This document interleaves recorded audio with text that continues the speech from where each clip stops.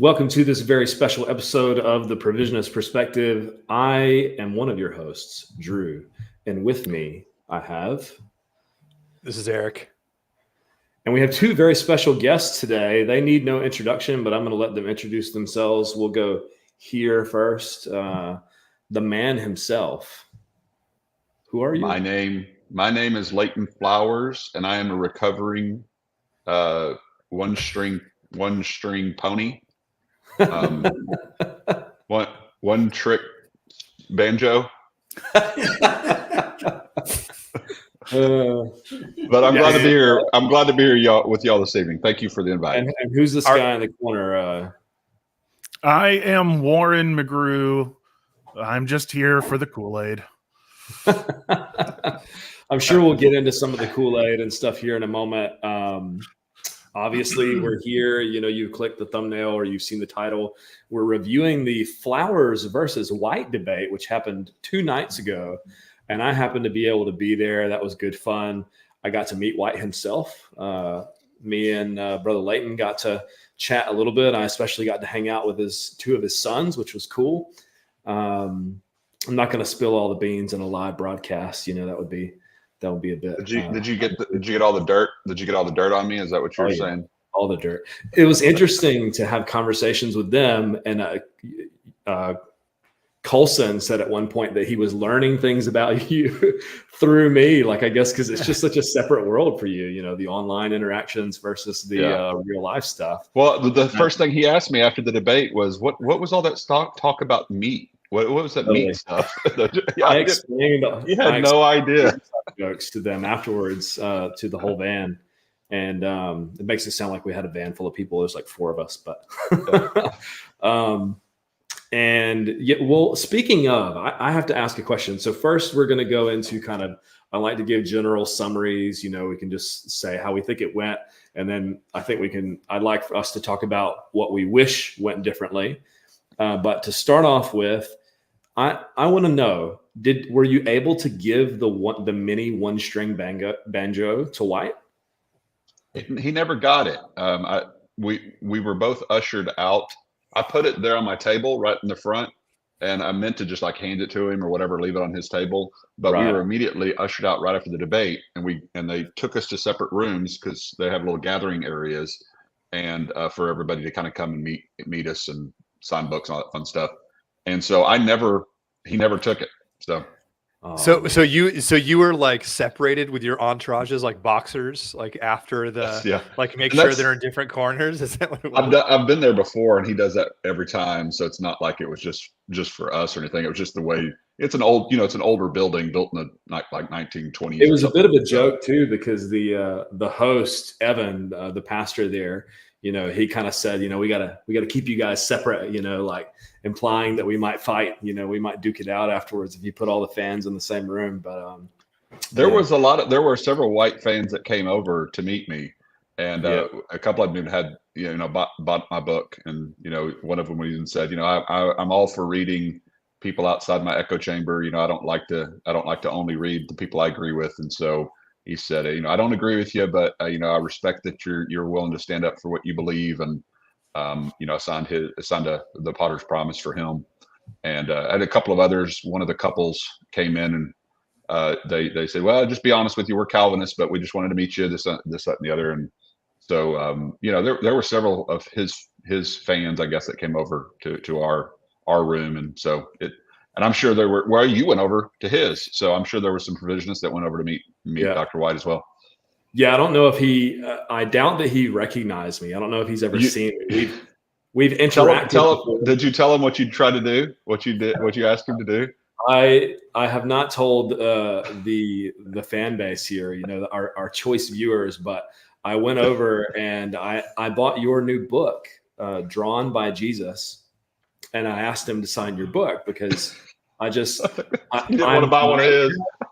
I might have bought one of his books for him to sign, but we're moving overseas, and so I have to be choosy. And so I bought yours, and I had you sign my Spanish copy of Potter's Promise. So I thought, hey, let's see if he'll sign this, you know, unique opportunity. And he said basically no, that he he wasn't keen on that he didn't write the book, so he didn't want to sign it, and he might be tempted to write something that he shouldn't, much like you said, about his book.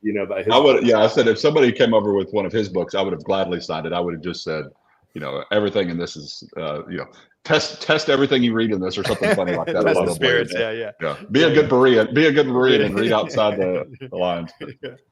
Well, maybe I'll start with sort of general impressions as far as the debate goes, rather than put any of you guys on spot. I really thought that you came across strong, Brother Leighton, and especially in the first cross-examination. I mean, Eric said this in the pre-show, just about how White seemed like maybe a little bit bored, or maybe he was just sick, or maybe there was a level of underestimation there kind of from last time and other interactions that he just wasn't expecting. And then when some of those questions were coming out, it looked like he was really struggling with them. And I thought your opening was strong. And I was sitting next to, first I was sitting next to your youngest son, and then Matt Chisholm from the Bro Down invited me to come back and sit with him. And I said, hey, you won't be offended if I go and sit with Matt, will you? Because we wanted to like pass notes and stuff and kind of giggle at like the different stuff that was being said and things. And at one stage, I wrote to Matt I think it was White's opener, like, when's he going to say something that we disagree with? Yeah, I have my pad right over there, and I literally wrote the word benign, because I always, I said that about the first debate, that most of what he says is benign. He finally, toward about the 11, 12 minute mark or so, he said one thing that I jotted down that I had an issue with, but there was literally, and I wish I had it it's actually in my car. But I wish I had it reached, because there was only like 3 things he said in his opener that were remotely contendable, like something I could contend with. Yeah. Just there wasn't much to contend with in what he said in the opener at all. Yeah. That's because he doesn't really understand our position, your position. That was another thing that was another thing that came across to me, and we'll talk about this at length later, I'm sure, but he kept asking you over and over and over again to substantiate your view and connecting 44 and 45 in the way that you were. And it was just very apparent that after all these years, he just has no idea what we believe and why. He either has no idea, or he's pretending to have no idea, and the has no idea is the charitable option. So, that's what we're going with. But that came across quite clearly to me, and I think was a strength of your position, was you knew what was at stake. You knew the other side, you were articulating it, and he was just, like we always say, reading the Bible and talking about it is not doing exegesis. You're just giving your opinion about it. And that was a stark difference in my opinion. But anyone else? I think he often, he's said in several different episodes, when David Paulman was critiquing the Potter's freedom. He was promoting, David Paulman holds to basically the same interpretation that I do of that passage. And so he was talking through some of those points, and then White was critiquing David Paulman, and I don't remember whose show he was on, forgive me. But he was critiquing their perspective. And he said, oh, well, obviously this guy's, just regurgitating what he hears from Leighton Flowers. And of course, anybody who knows anything about David Paulman knows that's not the case with David Paulman at all. And so, and then he makes some derogatory remark, like they're just making this up as they go along.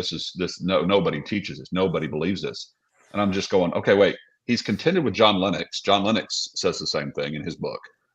He had a debate with Michael Brown. I've got the transcript for it over in my big old notebook. I've got the transcript of that debate. Michael Brown made the same arguments. Stephen Gregg, he had several discussions with him, but especially on John 6. Stephen Gregg, and I put that up on Twitter just recently, that 17-minute discussion over John 6 with Stephen Gregg. Stephen Gregg makes the same points.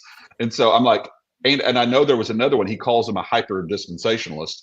I don't remember if Tim Warner, I think is his name, something like that. He had the same view. And then I know he's continuing with you guys where he says it's, you know, he marked it up as, oh, it's all about the apostles. It has nothing to do with you. And of course he, you know, overstates his case, that kind of stuff that he kind which of you predicted. We were getting ready to, I don't know whether it was like we hadn't watched it yet or something, or we just found out that he had interacted with us in the blog that Eric and I sort of co-wrote together, but he gave us the same reading backwards accusation, which we'll get into here. We'll get into that.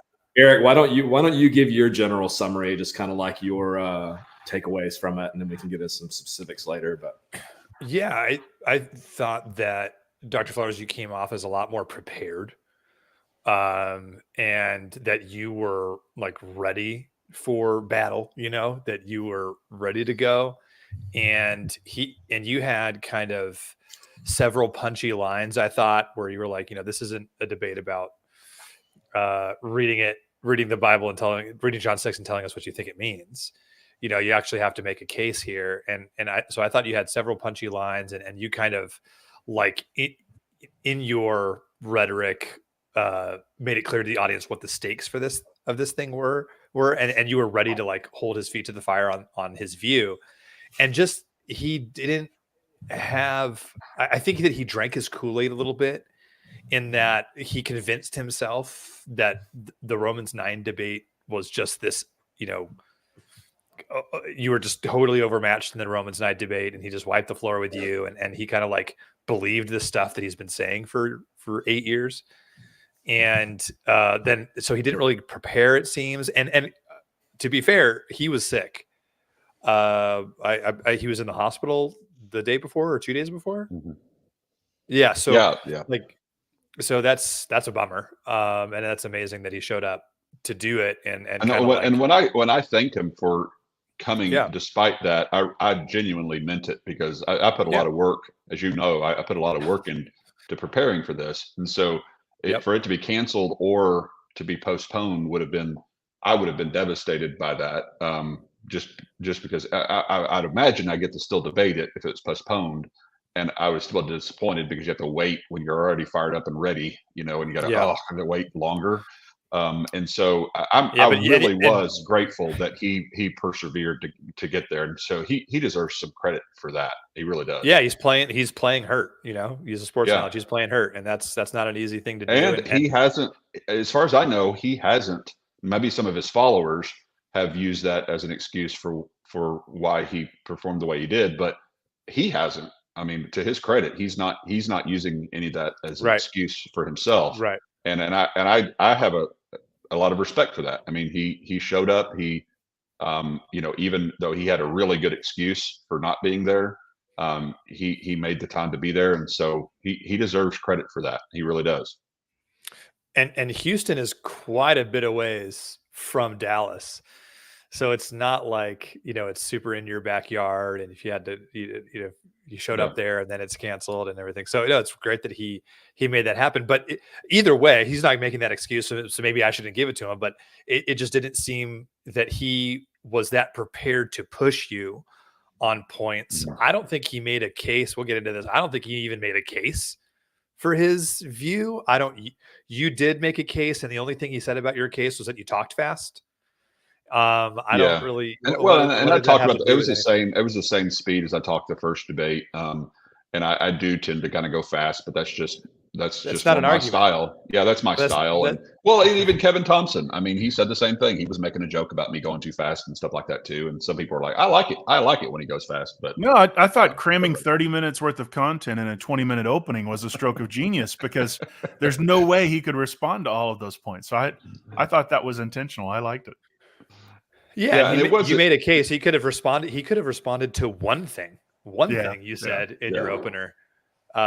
You know, and he didn't seem prepared to do that. I didn't feel like his whether you agree with, even if you agree with him and you're one of our hate follows here, and we love our hate follows, and you're, you know, we got the Flowers hate follows blowback, like you guys are here as hate followers of Flowers. Like, even if you agree with White and you agree with his interpretation of John 6, and you agree with the points he made, in the debate, I don't think you can say that he like really made these strong arguments. Like, even Leighton's reading it backwards. It's not an argument. It's not a strong argument. I don't think he had that many strong, like the only really like a big moment he had was, well, maybe Dr. Flowers, maybe John verse 45 comes after verse 44. Verse 44 comes before John 45. Like, that kind of sarcasm was like his only real good moment, I thought, in the debate. And so I think you have to agree with that, even if you agree with his interpretation. Yeah, I was going to say, one of the things that I thought was interesting was the framing of Leighton's exegesis. It's like he's going to be jumping all around, and he's kind of framing exegesis as jumping around. So then when you go and you actually perform exegesis, those that are more on his side, perhaps more inclined to be hostile to your position, they see you giving context and they go, oh, he's just jumping around. So I think that was actually a strategic reframing or framing that I think was intentional. And I think that was effective, not to people who are trying to determine and not to trying to convince people that are already on board with Leighton, but I think it was just an effort to maybe lock down his base a little bit there. So I saw that as an interesting strategy that I thought he was employing. Yeah, and I didn't get the chance to point this out. I think I pointed out in my after show, but in his own written exegesis, his small book, Drawn by the Father, he references outside John 6 of course he 34 does. times. Yeah, 34 Everybody times. does. Everybody does. And then 18 times were outside the book. I mean, that's what everybody does, a cross reference. And so one guy tweeted on, to me, you were too many scripture passages, this and this. And I was like, okay, fine. I quoted too many passages supporting my argument. Now you want to address the argument? Right. What's the point? And I guess I expected more from White than you talk too fast. Mm. Like that's not a great argument. Oh, and doesn't he listen to things double speed or 1.5? Because he always talks about when he's driving his bicycle, he plays it 1.5. But because it doesn't matter if it's true. He has to know how to listen fast. I mean, he plays stuff fast. It's so interesting that argument. Like, I remember being there, and when you talked about summarizing, you said about is Jesus introducing tulip here, and you kind of phrased that question kind of fast, and you were like, I'm summarizing. And that was the only time in which I thought that he sensed that you were speaking too fast. And then I've been seeing people post about this, like, oh, he's talking too fast. But as I just didn't get that impression sitting there. Like, I didn't think you were talking too fast. It's so silly. I was following it. Like, it's anything to not talk about the content of your presentation and the debate. It's just, look over here. This is what happens when look over here. This is what happens when a Texan speaks at the same speed as everybody else. We get accused of talking fast, right? It's not fair. We're just trying to keep up with everybody else. We're not talking fast. We're just talking fast for Texans. Not right. Right. That's fair. That's fair. And then some of it seemed like maybe he wasn't paying attention, because it's like, okay, I think he went in there knowing that your exegesis is going to have a lot of, like, you're going to focus on 45 a lot. He knows that's what you're going to do. And so he goes in thinking, well, he's going to do is focus on 45. So I'm going to be able to get up back there and say reading backwards. But actually in your presentation, you started in verse 32. And it's like, it's a point, and then you were able to get back up there and say, I started at 32, actually. Well, right. But not only that, the point that I'm making in verse 44 has already been made in chapter 5. If you listen to Moses, if you believe the prophets, you would believe God. That point's already been established long before you even get into chapter 6. So this whole reading it backwards, and I wish that's one of my regrets of many, is not getting to say that. I love Nick's rebuttal there. of saying you should know that John 1 comes before John 6. There's several of my points that are established in the first chapter that he thinks I'm reading backwards or is something of that nature.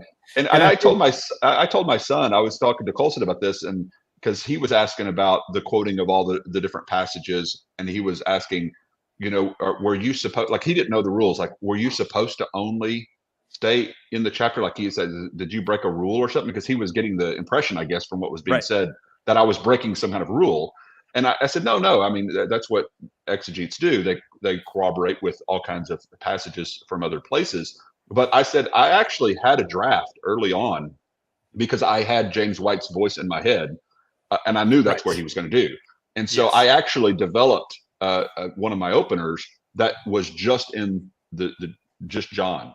And it went through John 1, 2, 3, 4, and 5, and then 6, and even quotes from 7, 8, and several others, and kind of pulls them together. The only problem with that, the reason I didn't go with that, is that there's some great texts that really support my findings, but there's so many more explicitly great texts in the whole of Scripture that I felt like I couldn't leave out.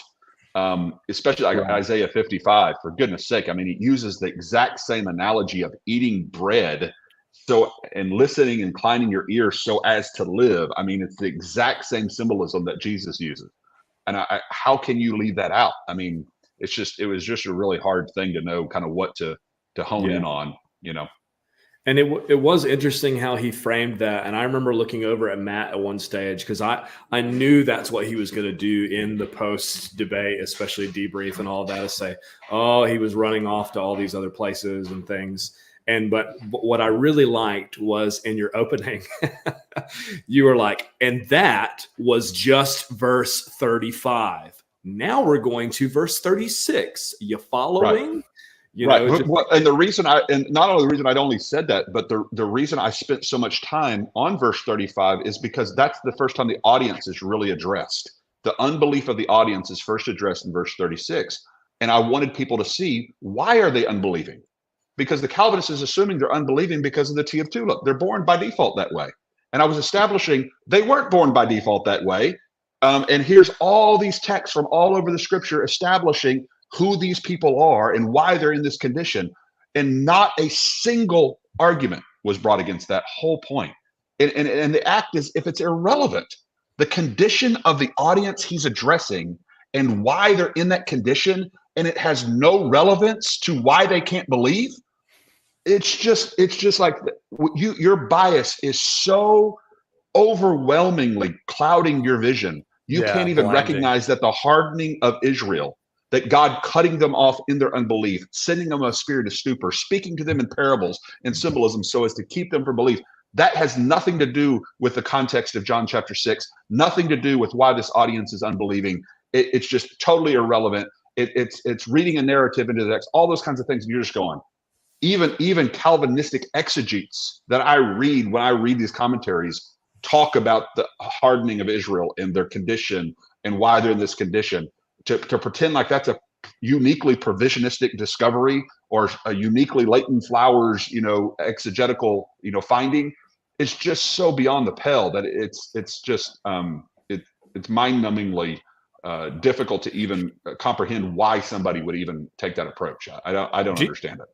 Do you think that you already kind of brought this regret in, and so I can piggyback off of it and then ask you a question on it.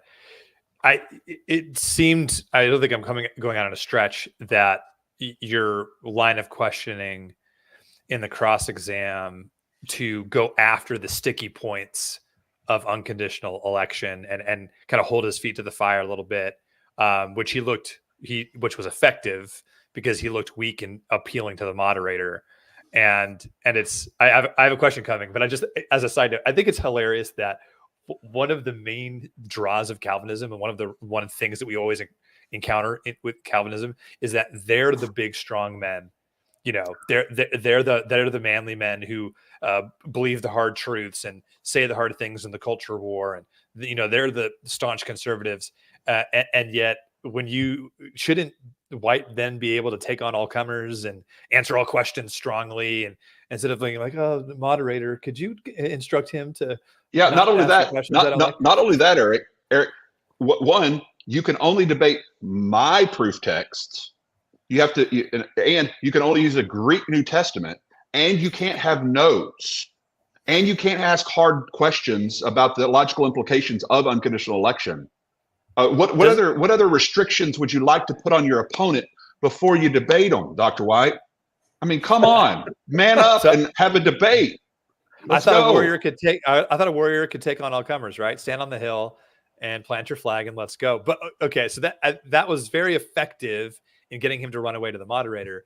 But do you regret going that way so then it didn't leave you time to address a lot of the other hermeneutical issue, the hermeneutics and reading it backwards and all that? Do you kind of like think that maybe that choice, as the debate turned out, didn't leave you enough time to do those things? No, it's one of my proudest moments in the debate, actually, because awesome. it highlights, at least for me, it highlights the Achilles heel of the entire Calvinistic worldview. Because if one of the leading Calvinistic apologists is willing to appeal to a moderator to rescue him, it shows this is such a weak, inconsistent point of doctrine within the Calvinistic worldview that I'm not willing to be cross-examined on it. Dr. White is known for saying that if a doctrine cannot stand the test of cross-examination, then it is not a worthwhile doctrine. And the inconsistency is the mark of a failed argument. Demonstrating their inconsistency was my proudest moment in that debate. Him having to appeal to Evan to get him out of it was wonderful. Absolutely wonderful in my eyes. I thought that was in my was son's great eyes part of the too. debate. I mean, no, he's not an expert at scoring debates, but he saw weakness. I mean, we talked about this afterwards. He's like, why did White run to that one guy to try and get Leighton to stop asking him questions? And I mean, I think it was apparent to anyone that doesn't come in with a really strong bias that. And if he's proud of his view, I mean, he's promoted what he said before. God has some elect infants and others that are not. He judges them in the same way that he would judge an adult. It's unconditional after all, so it doesn't matter what age they are. If Rob is 30 years old or 3 months old, it's just, and who are you to question God? That's what he should have said. If he's a consistent he should have just said, who are you to question God? Oh man, what's wrong with you people? If God wants to condemn an infant, then who are you to talk back to God if he wants to condemn an infant? If he wants to condemn a 3-month-old or a 30-year-old, it's unconditional. Who are you to talk back to God? Oh man, that's what he should have said to me. Because that is consistent Calvinism. He's not saying it to me because he knows his followers aren't with him on that point. Most of them. He knows the Piperites, the MacArthurites, the Steve Lawsonites, for goodness sake. Look, Steve Lawson is one of the most high Calvinists I know, and he doesn't go to where White goes on that point. And Dr. White knows it. And so he's not willing to just say what the theology of the A.W. Pink within him and just come right out and be the hard Calvinist that he is, because he knows the pushback that would happen if he did it. And that's why I asked the question. And ultimately to reveal the Achilles heel of the entire worldview of holding people accountable for something they have no control over, whether they're 3 months or old or 30 years old, makes no difference. They're spending eternity in hell for something they have no control over. That's the inconceivable concept that I'm trying to confront with the doctrine of unconditional election. And you've had, I mean, I've watched some of the responses coming out on Twitter and stuff. It's been an interesting weekend. And you have some Calvinists going, you poked us where we're weak. You poked us where we're vulnerable. Like that shows you lost the debate. It's like, are you serious? Are you serious? And think about the double standard, Warren. If we were debating on something, having to do with omniscience issues, because I know 2 of you disagree with me on some of those issues, do you think Dr. White would hesitate 1 second at all to hit on what he sees as my inconsistency within aren't you an open omniscience? Aren't you really an open theist, Dr. Flowers? Aren't you really an open theist? Is that in the text? Is that in the text, Eric? Where is that in the text? Where's open theism in the text, Eric? Where's it in the text? Mr. Moderator, please make him stop asking me those hard questions about my omniscience. He doesn't have that standard in any other debate, any other conversation he has. He doesn't have that standard. And all of his fans know it. All of his fans know it. And the amount of copium that they're having to breathe down to get over his weakness on that, and knowing that he would go after somebody just as hard on another topic, but you were doing it to them and they really didn't like it. And it's crazy. Well, I wanted to say too, like I looked over at Matt after everything, and I said, bringing up that was ballsy of him to do. And I You said, want Drew on the internet, Drew on the internet, Drew on the internet. That's awesome. I came up with that like 10 seconds ago, by the way. But seriously, I told him that I thought you had a lot of, gumption to bring that up. And then I thought too, you were ready for the pushback, because when Evan said, he kind of pushed back on you or whatever, and then you connected it to the debate topic. You said, well, we're talking about this, right? And we just talked about this. So this is how this connects. And then from memory after that, White seemed to indicate like he was just going to leave. No, I don't know if y'all can see that. We're going to talk about but this. The reason Evan, at least from what I can tell from the body language, you see him shut his Bible, and he was pretty much saying, Mr. Moderator, I'm out of here unless you. Yeah. I mean, that's how I read his body language and what he was saying when he looked at him. So from my perspective, you were ready to connect it, and then White wanted to take his ball and go home. And then Evan. That's why I said, you heard me say, I'll move on, because I didn't want him to leave. I wanted to keep punching. I had more questions, and so I didn't want him to leave. So I agreed not to keep pushing that point. If he hadn't closed his Bible and started to pick it up like I'm out of here, then I had two more questions on that I would have pushed on, because I wasn't about to let up, because I knew that was a major point that he needed to answer. I wasn't about to let up. When I was watching it live on the internet, I saw that and I don't know if I commented on it, but I was shocked that he's closing his Bible, because I thought, are we about to see a walk-off? I mean, is he going to pull a Matt Dillahunty, and take his ball and run? If I would have, I'm pretty convinced if I would have doubled down and asked again, either he would have sat there in silence with his just head crossed like this and sat back and just been quiet, or I think he would have walked out, one of the two. Yeah. I'm almost certain of that. And that was in the second cross examination, if I'm not mistaken. Yes. Mm-hmm. Because from memory. Because I ran out. I was doing the Rob the Reprobate, and we left at Rob the Reprobate. In fact, I really wanted to get that earlier and kind of get done with it for the second, because the second section was so good. I wish y'all could have heard some of the questions I had lined up.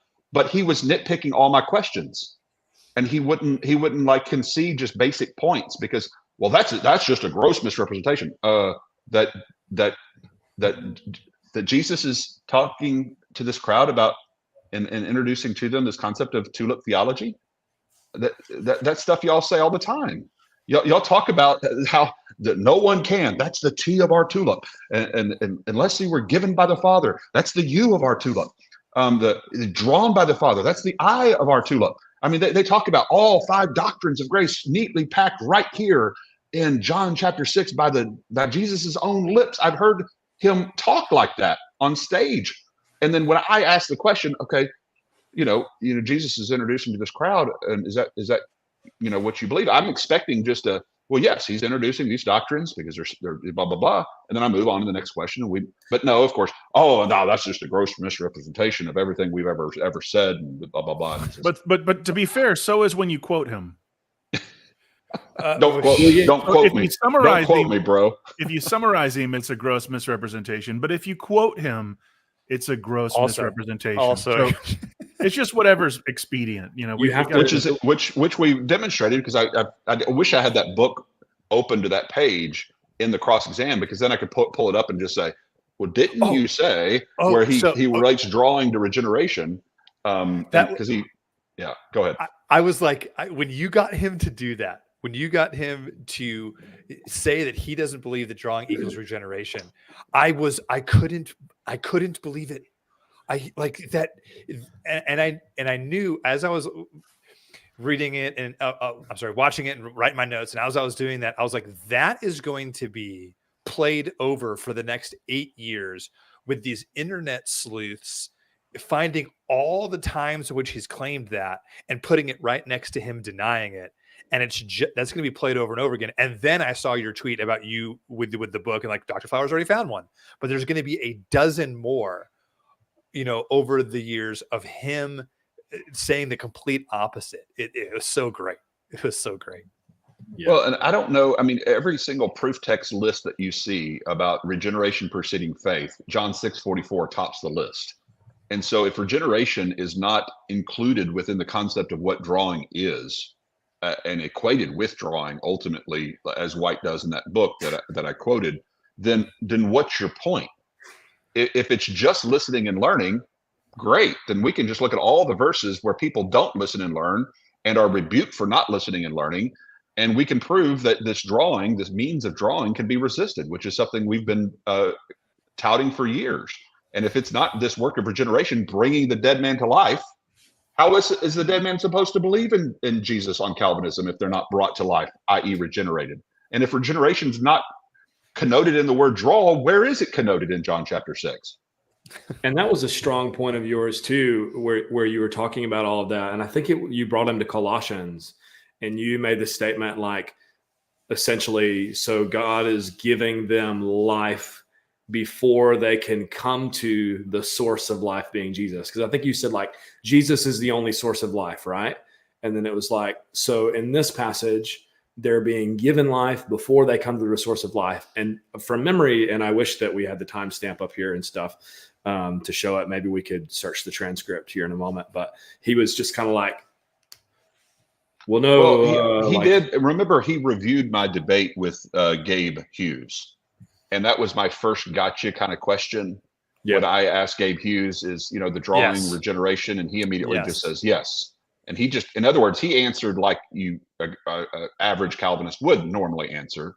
And I got him, because I immediately say, how do you have life apart from coming to Christ? I mean, don't you have to come to Christ to get life? And so he knew that question was probably coming, which is probably why he didn't take the stand that Gabe did and didn't say, yes, regeneration is drawing, because he knew he's kind of caught there. And so what does he do? He nitpicks it. He obfuscates and does all kinds of stuff to get around having to deal with that issue. But the problem he had, though, is I had a quote from him and quoted his own book saying that Jesus becomes your source of life. And then I'm saying, well, regeneration is your source of life prior to coming to Christ. How is that possible? And of course, he just clutches the pearls. Oh, no, just and really overreacts to this concept and idea.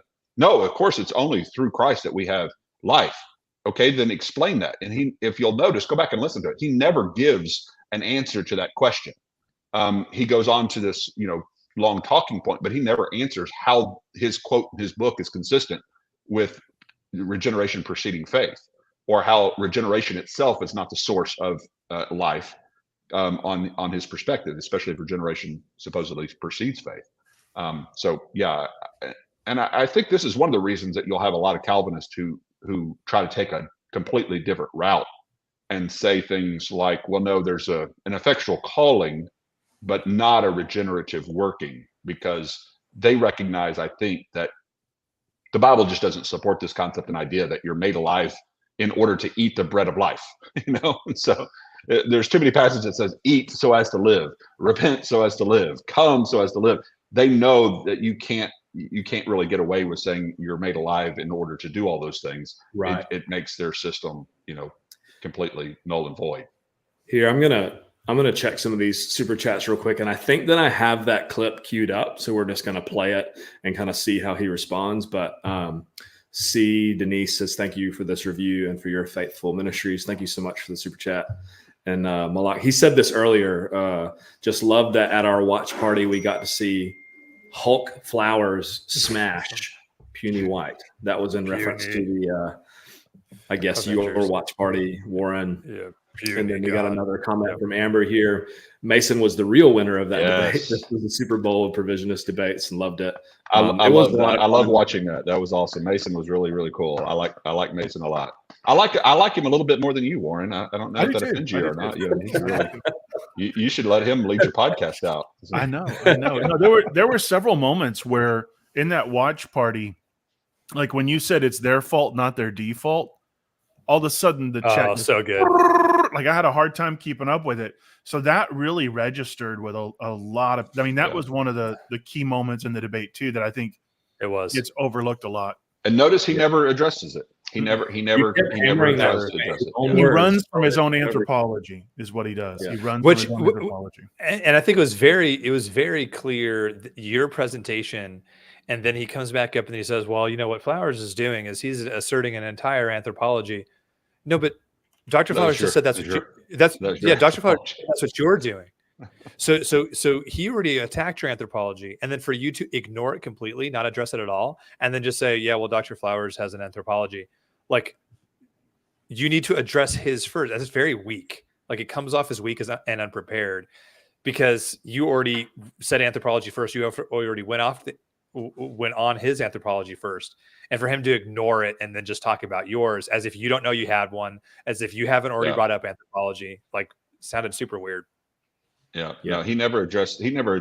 I don't think I need to go back and count up how many actual arguments of mine in my opener that he actually addressed. I know I talk fast, so I wouldn't expect him necessarily to address every single point, but I don't know that he really substantively addressed any of my major points, which was disappointing because I was really hoping to kind of get I was hoping to contend with him a little bit on some of those issues. So one of the things that he's like, if you're searching for a rebuttal, and you're right, I was searching for rebuttals, I'm looking for them, and one of them kind of was, he says, I can't explain to you while he's characterizing your position. He's like, you're talking as if you would be talking as Jesus, right? Like, well, this is Flowers' position. Jesus is just saying this, and he's paraphrasing what Jesus would be saying on provisionism, which is, I can't explain to you while you're not coming to me. You have free will, the capacity, so you could just do it. So I don't know why you're not coming.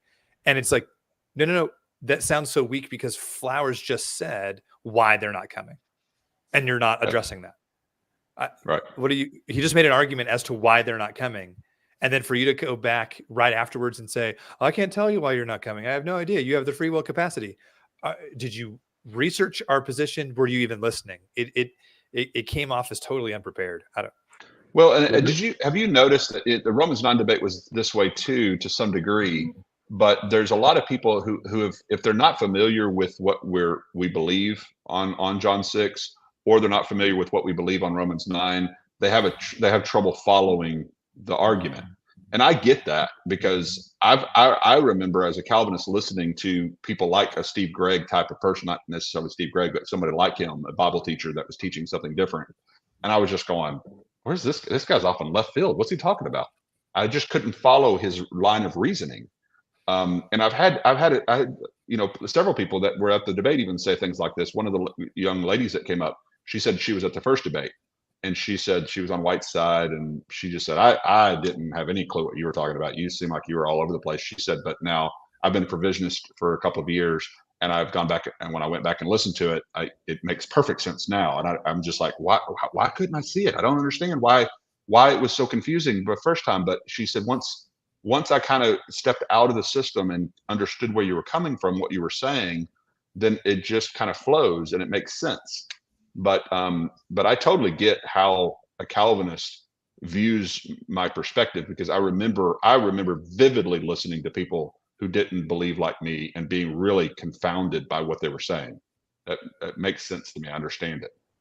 Yeah, I think to your point, Eric, that reminds me of something that happened after the debate when I was riding home with the kids. I don't know, the young people there, because you said that like they just weren't really understanding, and I could see how not understanding also might be a little bit like boring. You get lost, and I think your Caden, he said at one point, I was just sitting there. Just for your audience's sake, my two boys, my oldest and youngest sons. I've got 4 kids. My oldest and youngest, Colson and Caden, who I call me and Mini-Me because they're very much alike.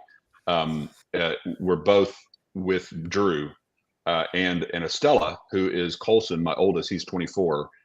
They're dating, And so they all rode down together with Drew in a van from Dallas Baptist University. So that's why that. So y'all know how that all worked out. So I'm sensitive about, like, I wasn't even sure if I should say his name or not, be vague or whatever. But I'm sure it's fine. Yeah, we had a lot of good fun. I really enjoyed kind of explaining some different things to them, and they're new to all of us, so I explained a lot. But I told them to ask you questions and stuff that you could. I told them to ask you all the questions and figure out stuff. So yeah, I loved it. It was great. I enjoyed it a lot. And but he said that they were. I think it was him that said that he saw guys like scrolling, like when you would do your rebuttal or your opener or whatever, like that they listen to Wyatt and then they just kind of like be on their phones or whatever. And exactly. I think one time one of them said that like, they were not paying attention or something like that. And so, and Caden said, I love it. It's just like young guy, it's like, why do they do this? Like, haven't they, they just come to like, not even listen? Like, what's the deal? And I said, well, like it's kind of a sporting event. Like some people come to just watch the other side smash, the other team.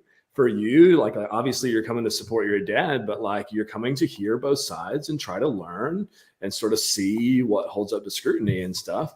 And someone like Matt, who is sitting next to me, he wants to hear the good arguments, and he also wants to hear the best bad arguments, the good arguments and the bad. And so different people come, and then some people just come to watch their team smash.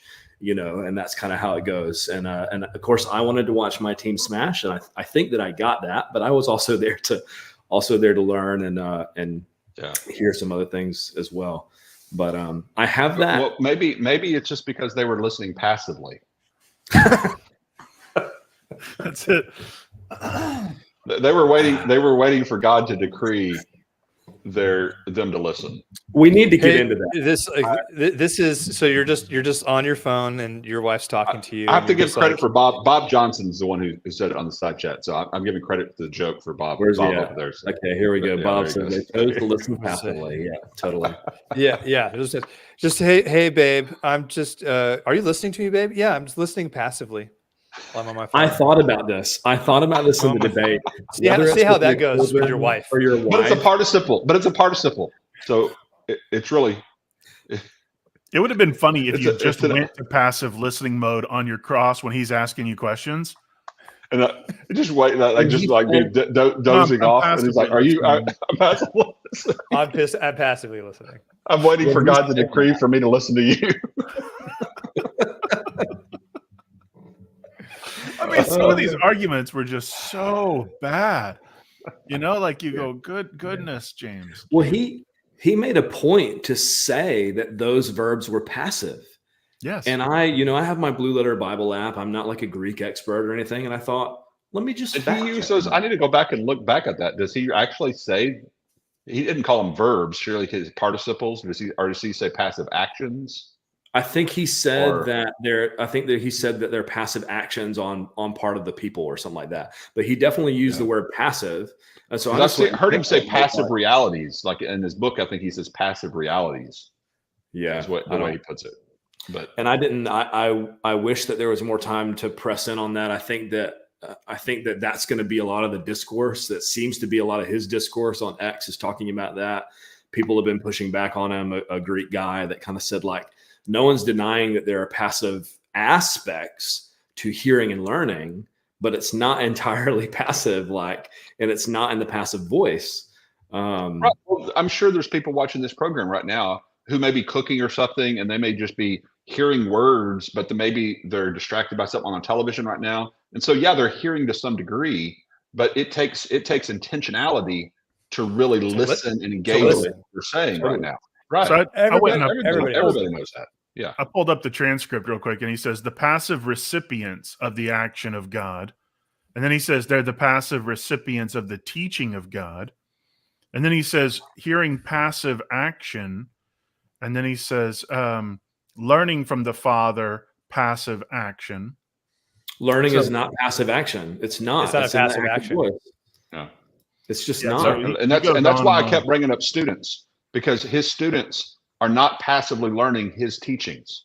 No that was a student great passively learns what's in their book. Nobody passively learns that way. And his reply saying, "I'm not God," is so weak.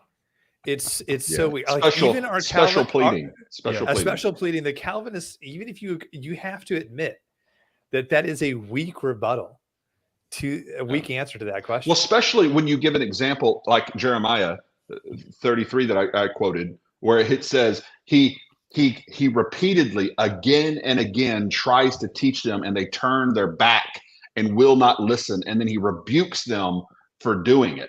I mean, and out of Isaiah 55, where he says, "Incline your ear to hear, so that you may live." I mean, how much more clear can that be active? And he doesn't rebut any of those things. He doesn't even address any of those things in his entire arguments and all those talking points that he gets out there. And the whole, well, I won the debate when my opponent admitted that if my presuppositions were true, then my presuppositions would be true. What? That was so silly. That was so silly. And I remember being there and him asking that question and you responding. And just from my perspective, I don't know that it changes being there. I'm not trying to pat myself on the back for being there. I just remember you saying that and being like, yeah, I mean, if what you believe is true, then what he believes is false. Like, sure. So that's what I was thinking. When he was saying it, I was kind of going, well, yeah, if God is effectually causing them to listen and learn, then what your presuppositions are correct. But I don't believe your presuppositions are correct. So that's why we're debating, Dr. White. If this line of questioning is so powerful from James that it ends every debate he's in, he should just start off his cross on every debate he's in the future going, if I'm right, would you agree that I'm right? And when people say yes, he'll just get up and walk away and declare victory because he just conceded. Like Michael Faber got it right. That's the word I was looking for. I remember thinking that in the debate, tautology. I remember trying to remember that word. And just now that when I saw that, it reminded me, I was trying to remember that word, the tautology. I wish I could remember that word because I wanted to rebut by saying that's just a tautology, Dr. White. Of course, if your presupposition's right, then your presupposition is right. I don't know what kind of question is that. It's like me. It would be like me saying, Dr. White, if this verse means that we have the freedom to listen and learn from the Father or to reject his teaching, then is what I'm teaching here true? I mean, it's just like, yeah. Michael says, I was yelling at the screen, but not loud enough. It's trying to get it through to you. Tautology. No, yeah. Dr. Flowers was only passively listening to you. So well, one thing that I noticed in that section too that I found frustrating from White's end was he was saying, in verse 45, so it is written in the prophets, and they will all be taught by God. So there's kind of like an implied, like if they're being taught by God, then they're hearing, right? And so then he would keep saying, they're all taught by God. Everyone who has listened to or heard and learned from the Father comes to me. And every time he talked about that, and he was, he had already mentioned the passive thing. He kept talking about teaching and hearing. And it seemed like there was this implied it's passive. It just happens. It just happens. Like he teaches and they hear like this. It's like, and learn. Because your case starts to weaken when you get into learn. People are going to be on board with you with the hearing. Like there is a sense in which if somebody's teaching you that you passively hear. But that's the whole thing. In my whole opener, I was talking about they're ever hearing, but never understanding. They're ever seeing, but not perceiving. But he wasn't listening. Yeah, right. They're hearing with their ears, but they're not learning. That's the difference. Yeah. That's the whole, that verse 36 that I kept talking about, and I used all that time for verse 36. That's the point I'm making. And that's where your preparation paid off, where you can quote him as saying default.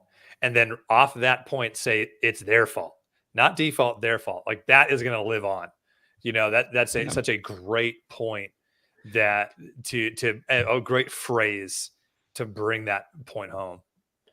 Caleb, are you listening? You got to make that into a short, put it into the ether, and then it'll go around.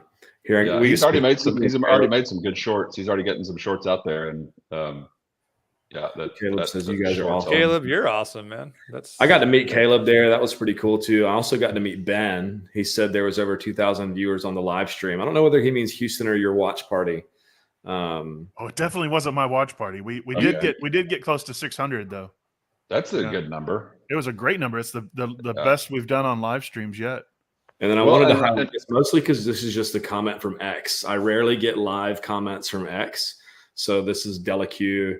He says, I think White started in the cross exam pretty okay, but things derailed. Yeah. I thought that he was coming apart definitely in the first cross examination for sure.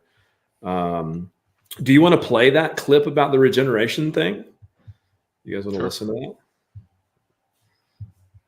Oh man, I have to get rid of the I highlighted that comment and now I got to go back and find it so I can pull it off. Oh wait.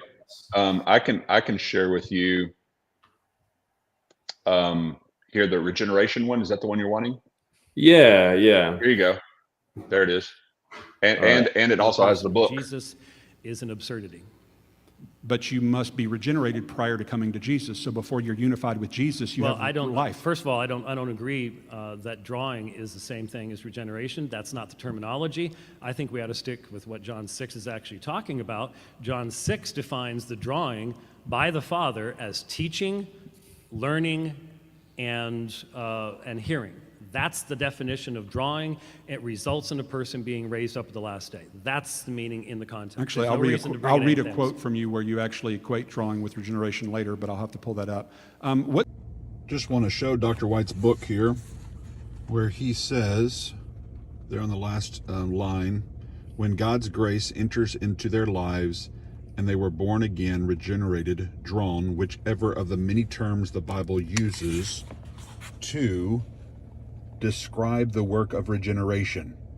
So what is one of the words that the Bible uses to describe the work of regeneration according to Dr. White? Born again, regenerated, drawn. In other words, he's equating drawing with regeneration. I bring the receipts. I don't know how debates work, really. I don't know how debates work, really. But this, stuff like this is a massive win, isn't it? I mean, he literally said, "No, I don't believe that," and you're like, "Yeah." And I want y'all to notice something. I want y'all to notice something on Twitter. He will notice the responses. Remember what I say. An opponent will almost always ignore the strongest points of his opponent's arguments, almost always. He'll respond to my little funny, meme, the chalkboard thing, and he'll do something mocking of that. The AI thing about Greek. Oh, he's using AI. Look how dumb he is to think AI is a good authority. He'll do that. But when I tweet out that clip and show the receipts of where he contradicted himself, crickets, no responses. And that's the first thing I put out. In fact, that's one of the earliest things I put out. And so just look at the things that he's not responding to. Those are usually the strongest arguments because he knows he has no good response to them. Notice he's not touching on Bellgate because he wants that to go away. He's not really touching on that much. And so you'll notice that again and again with Dr. White, he'll ignore the strongest arguments from his opponents. Well, to be fair, all you internet sleuths, come up, find those clips of him saying that verbally. You can find I know there's over a dozen of them. Drawing is equated to regeneration. Yeah. Do it. Find it. I was going to say, to be fair to Dr. White, we did plan this vast provisionist wing conspiracy. Did y'all hear him say that? Oh, did y'all hear that? Yeah, on his program and in the debate, he's saying this is all a conspiracy. We're all out to get him, and it was just like Eric. So Eric, in the dividing line, he made mention of Baalgate by name, and he said that this was planned by Trinity people way in advance so as to lead into this question. Now, as why is he so Or the small school Trinity. He had to throw that in, this little small no-name school. Did he just say small school? Okay. Yeah. And I think his school's like has 45 people in it or something like that. There's like almost 2,000. There's almost 2,000 in Trinity. I'm like, what? Small school? Why? Let me return. I have two things to say now. Why is he so afraid of that question? And I thought he was this big strong man. I thought he could take on all comers. Come on, Calvinists. I thought why is he so afraid of this question that he's got to come up with conspiracy theories? I got another one, and this isn't polite. But here we go. Since he's talking about his Greek, and this is all we're going to be doing now is have this discourse on Greek and passive and active and all that. And since he's making fun of Trinity as being a small school, what does he have a PhD? What formal training in Greek does he have? Yeah, the answer is none, and everybody knows it. He doesn't have a PhD. I don't like. That's you the don't. thing. That's what I've always defended him on his education. I've always thought he's a very educated guy. He's a lot smarter than a lot of PhD guys I know out there. He's a very accomplished debater, and whenever people do all the stuff about the false PhD stuff, I dismiss him and I tell him not to do that. And then he goes out and he does stuff about me and my books and my school. And so his standard is not as high as mine is as far as what's low class and what's not. And so I'm not going to resort to those tactics as much as he's invited them. You're not going to resort to those tactics because it has nothing to do with the arguments he's making. Because you're going to want to stick with the arguments he's making and where it comes from. But when he is talking down at people and in terms of their Greek knowledge, and he's talking down to people that the schools they work at. Yeah, I mean, essentially, it would be like looking down to someone while you're in the basement and they're on the first floor. It doesn't make sense, But that's the ego I think that's involved there. Not to say there's anything wrong with the basement. I mean, that you need to have a basement if you're going to have a first floor, right? But there is ego involved there. Yeah, I thought that was a really odd. As well, okay, let's address the conspiracy, shall we? Brother Leighton, did I help? Eric, you helped a little bit, like you saw some of the opening and gave a little bit of feedback. I didn't. No. Oh, okay. I watched it. Did I hear any of your material or coach you or tell you anything to say, Brother Leighton, in your debate? Oh, no. He was passively listening. I was passively. I was reading the side chat, and so yes, I literally was passively hearing but not listening. That was a great example of me hearing but not listening. But I didn't help you with that, and as I came up with Ballgate, the hashtag, that was yours. I don't know how I would have done that. I must have done it passively. Yeah, and Warren, did I have anything to do with your commentary when you brought that comment up about comparing the mindset thing? Oh no! And then did I have anything to do with Jordan clipping it out of our 3-hour conversation and posting it? Did I have anything to do with any of those things? Well, you did have White posted and comment on it on his program. That was all you. You're the one that made him do that. Well, and then what really, if y'all remember, what really made Ballgate was the Calvinists. Mm-hmm. It was all the Calvinists online trying to defend White by Namer. Remember Namar something? What's his name? Yeah. And he's trying to say no. James White has consistently held his view from 1987 all the way through today. That's what he believes, just like Piper does. He believes just like Zwingli does. And he tried to defend Dr. White by saying, no, Dr. White believes in universal salvation of infants. And I was going, I'm confused because I'm quite certain that he doesn't based upon this video I'm watching and these notes I'm reading. And so Namer is the one who's really responsible for Ballgate as far as I'm concerned, because that's when everything went. White could have come out.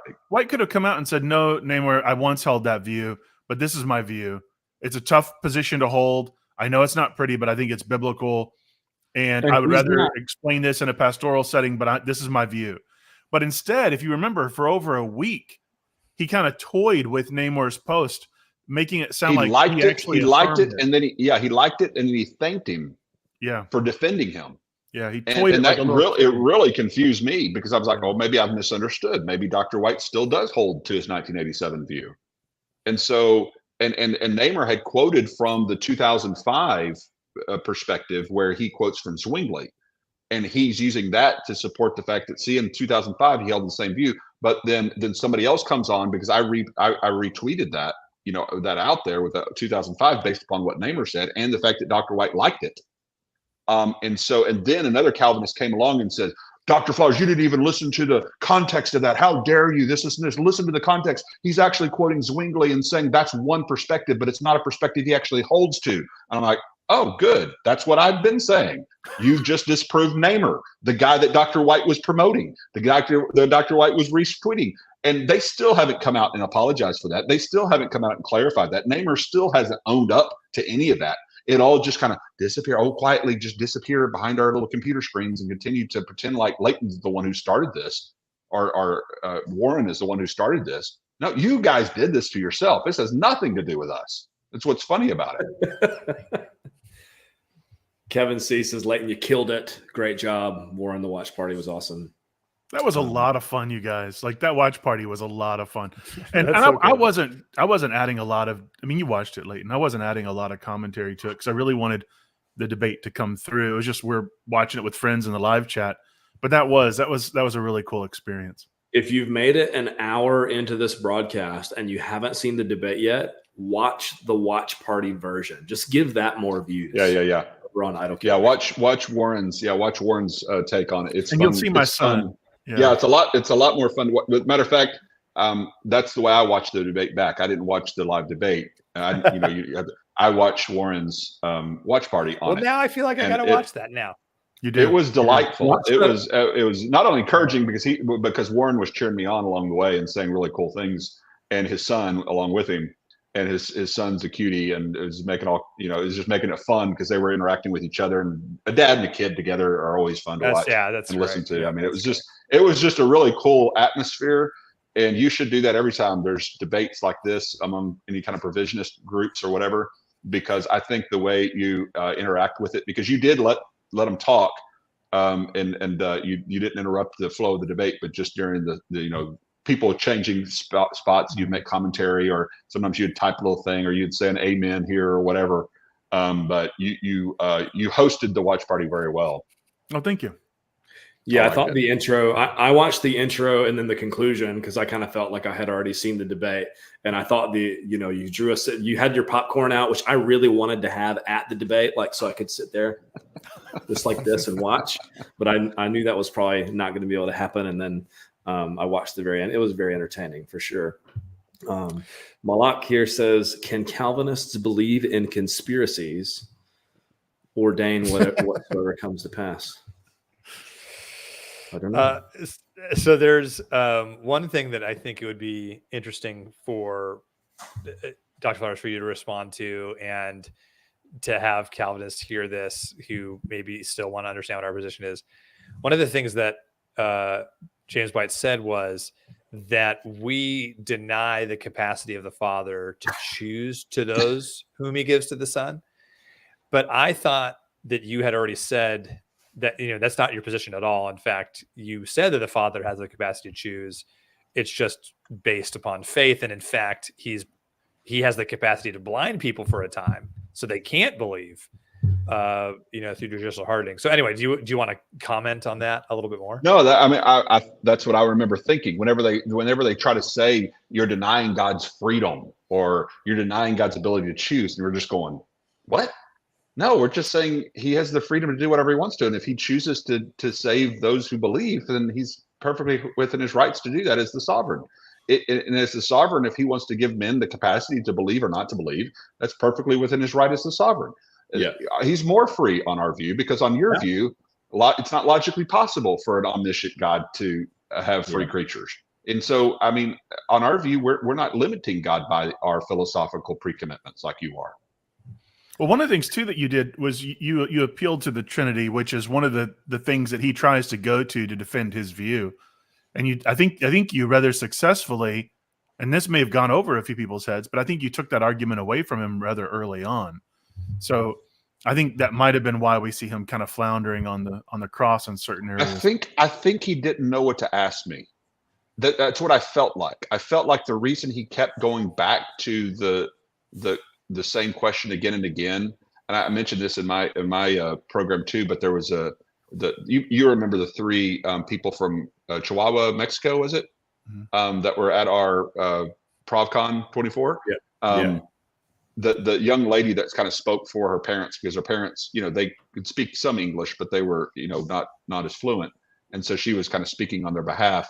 But she came up to me afterwards and said, my mom, just understands a little bit of English, and she just, listening along, but she whispered over to me in Spanish. She's like, why does that one older man keeps asking the same question over and over again? It's just like, well, and that was, I remember that was one of my big takeaways from the debate is he spent a long time asking that same question over and over again. And then now the rhetoric has been flipped around such that you got to a certain stage where you were like, how many times do you want me to say it? And you got loud, like, is this clear enough for you? Like, how many other different ways can I say this? And then now it's like, oh, Flowers was mean. He's being mean. Atrocious behavior, all that kind of stuff. Being firm and passionate are somehow bad behavior in a debate. Like, no. Well, especially compared to the debates he's had. I mean, he's had some pretty rough. Did he tell somebody to sit down and shut up? I was just thinking that. Yeah, sit down and shut up. To make it sound like our debate was all that rancorous or contentious. I mean, no. I mean, I got a little bit, firm, but I always called him Dr. White. Whenever he would stop me for interrupting, I would back off and say, "Yeah, go ahead. I'm sorry."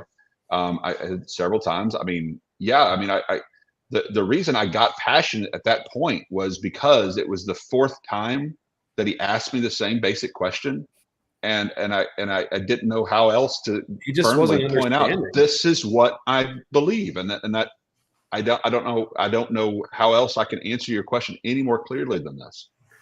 Yeah, I wonder what Marlon would do with the story of Jesus fashioning a whip and flipping over tables.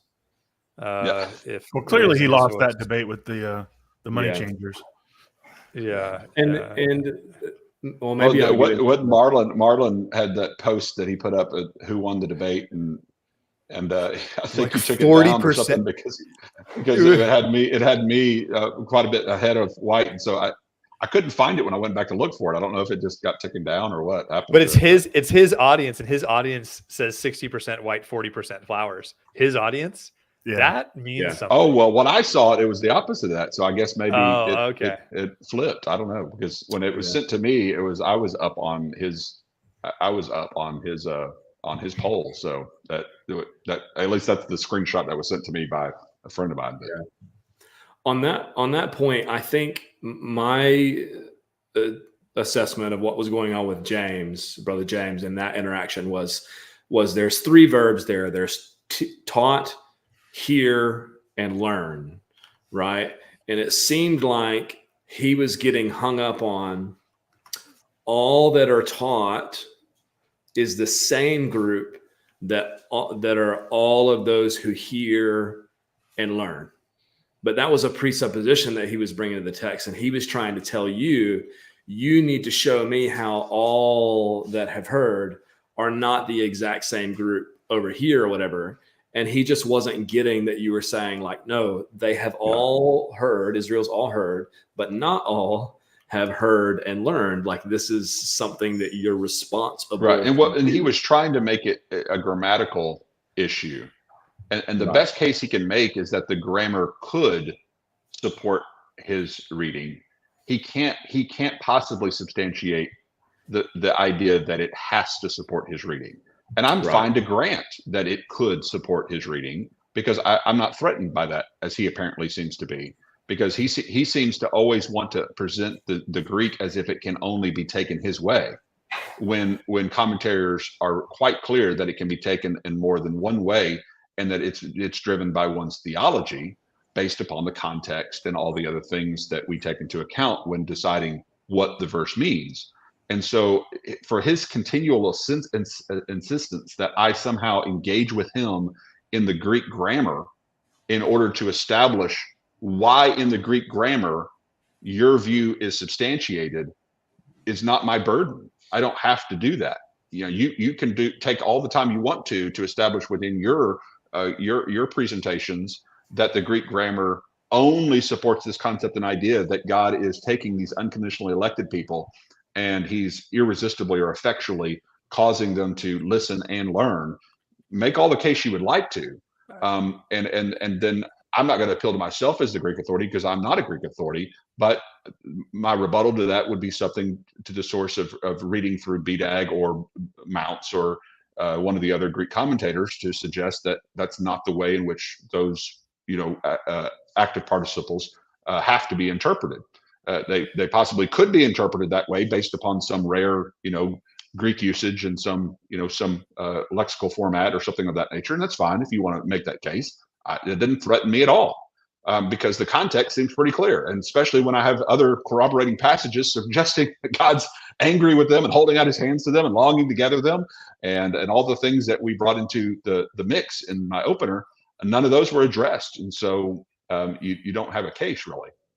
Yeah, he didn't even really, it seems like he didn't try to make that case. And then the other thing that I would love to hope that the discourse, I wish that there was more time for it then during the debate, but then the discourse afterwards is substantiating this really strange idea that you can't, that an author of the Bible can't explain something after saying it, that the only way that you can, like once you read a sentence and then you read the following sentence can't have anything to do with the previous sentence. Well, that you can't understand. Even like that hermeneutic, justify that, please. Even in mathematics, you wouldn't say, well, you can't go to 2 times 4 equals 8. Like you got to stay in 4 and tell me what the solution is. Uh-huh. It's not. It makes no sense. It's not how language works. It's not how we write or read or do any of these things. Mm-hmm. Following sentences can always, and the Bible constantly does, couplets and says the authors of the Bible and in rhetoric, you often say something the same thing a different way the second time you say it. Okay, the Bible does it all over the place. I have to admit something. In my opener, I only read John 1:12 to all who receive him. He gives them the right to become children of God, because I was kind of secretly hoping that he would say something about verse 13, because that's what Calvinists typically do, is they say, well, verse 13 says, no, they're born of God. And I was going to say, oh, so you're reading that backwards. So you're taking born of God and saying you have to be born of God in order to receive him. And so you're reading verse 13 backwards. Is that what you're doing, Dr. White? I was hoping to get that opportunity, but it never came. But yeah, you were. Well, Eric was going to ask you a question. Maybe I can ask it on Eric's behalf. Can you talk a little bit about like what your strategy going in was? There was another trap that I had set that didn't take. It took in Twitter, but it didn't take in the debate. And I just thought that came to mind too, is that I purposefully put on the slide quoting Matthew 23:37 and not using the word children, but just, Israel was drawing them under their wings, because I wanted him to say, Dr. Flowers, did you say that Israel or the children were drawn under the wings? Because I wanted to be able to quote Isaiah 30:15 to him, where where he doesn't use the word children. He just says that he's long together and wants to save Israel, but they're unwilling. And so that was another trap I put out there, hoping that he would take the bait. And he did tweet about that. He showed a slide. Rich had sent him a slide of it. And so on the tweet, I was able to put a screenshot of Isaiah 30:15, demonstrating, even if we don't have Matthew 23:37, we still have God willing to have something happen that they're not willing to have happen.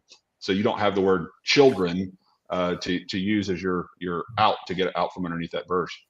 Sorry, you'd asked me something else, but I was passively listening.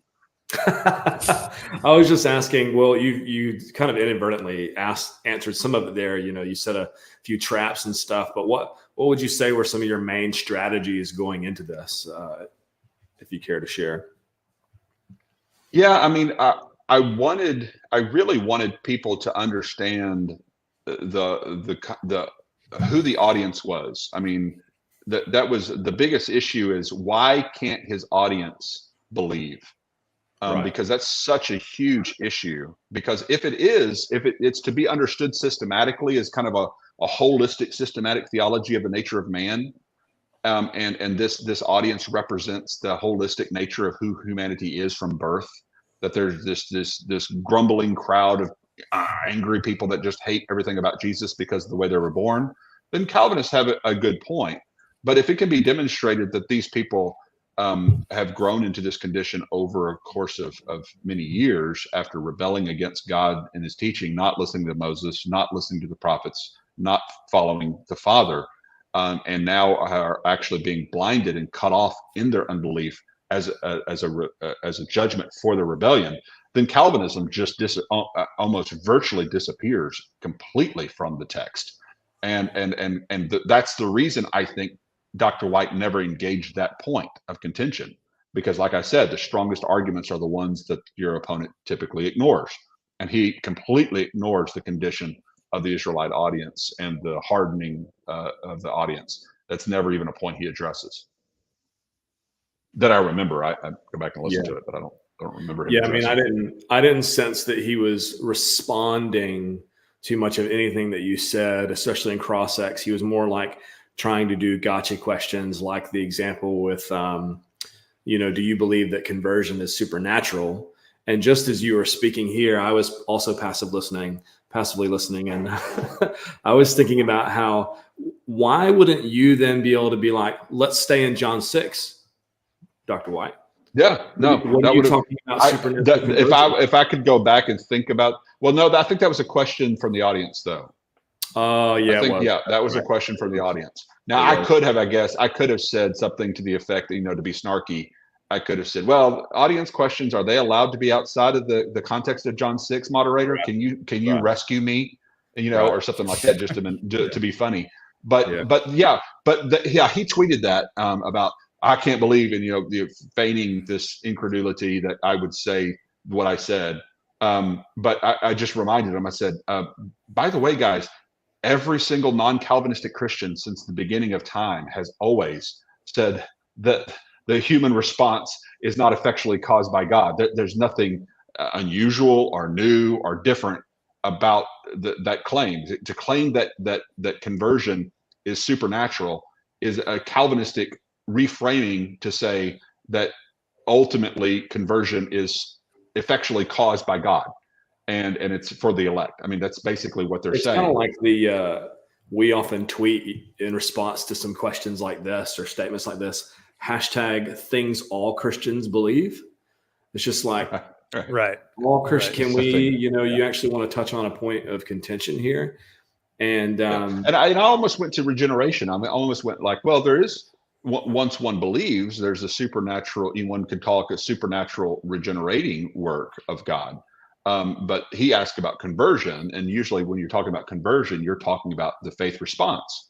And so even Arminians believe there is a faith response. It's free. Yeah. And so every non-Calvinist believes that is a human response to a divine, intervention, not anything different. So it's nothing new about that response. Yeah. It was an audience question, so they can't nuance it and all this other different stuff. But I also thought about how, conversion, are you talking about like the person converting and turning? Are you talking about God's, regenerating of the heart? There's all these kind of different ways that it can be taken. And you only have 60 seconds, for these questions. It was like 60 seconds answer. That's and then 60 seconds is like so fast. Oh my gosh. Yeah. And then, I think I knew what they were probably thinking, and they were talking, and they were definitely talking about the faith response. Is the faith, basically they're asking, is the faith response supernaturally caused by God? That's basically what they were meaning to ask. Right. And the way I approached it was to say, Well, there's a lot of supernatural activity. I mean, our existence, in some ways, you could say supernatural. Anything God does, you can call it supernatural in some sense. So yeah, you could nitpick the question, just like Dr. White typically does. But I was trying to give a quick answer and still acknowledge God's initiative. No, that is good. Supernatural. Yeah. Yeah. I wonder if I just saw in the side chat they said White just finished his debate with Dale Tuggy. I wonder if Dale thought to ask James, if I am correct, then aren't I correct? And then just because then Unitarianism is true. If this presupposition of mine is true, then are my presuppositions true? That still floors me. I mean, it's still just and then he's using it as a Twitter dunk now. Yeah, that's what I want to debate. That's when it's over. It's over. I almost walked out right then when he said that. I almost left. This is a new strategy. And all his fanboys are Someone tell me, is this a new strategy of his? Because this is exactly what he did with Jason Breida. That's what I said. They find one question. Yeah, they find one question that they can hang the entire debate on, and if they have one dunk, that's the one that won the debate. And the first one, the Romans 9 one, was the question about exegesis, and it's what that became his dunk, and of course taken out of context and misapplied. And the one with Breida was obviously his unwillingness to exegete a text on the spot in 60 seconds. That's the dunk, and so now they claim in victory. Here's the thing. When I was a kid, my dad took me to see the Harlem Globetrotters, and they would bring a kid out, give him the ball at some point, lift him up, and let him dunk it in. This is kind of like if that kid went home and said that he won the game against the Harlem Globetrotters. That's kind of what's going on. I dunked on him. Well, they kind of lifted you up and helped, remember? Because you said if my presuppositions are true, aren't I correct? They lifted you up. Like, here you go. Let me help you, little guy. And they dunk. And that you don't go home and say I beat the Harlem Globetrotters. But that's what we're watching here. It's crazy. Yeah. Jordan, if you're listening, do not clip that out and make that into a short so that we get to do an entire thing on Globetrotter Gate with Warren comparing White to a child. Just stop it. Don't cut. Stop it. He said the mindset of a child. I'm sure he said mindset. Didn't you say mindset of a child? The mindset of a layup or something. I don't know. Jordan. We've already got a name. Basketball gate. Basketball gate. Hashtag BALL gate. Ball gate. Dunk gate. No, okay. I take it all back. Now I want this to happen. Jordan. Yes, please. Hashtag basketball gate. That would be great. Take it all back. Well, the thing is this is what's good about that. If that's the best point in the debate he could find, that shows how weak his debate was. If that's the best he can find, is me agreeing that if his presupposition's true, then his presuppositions are true, the tautology that is. If that's the best thing he can find to claim as his claim for victory, then we had a good showing. Yeah. So yeah, that would be a win. Yeah, I'm not the guy who has to say that Dr. Flowers, you got everything right in that debate.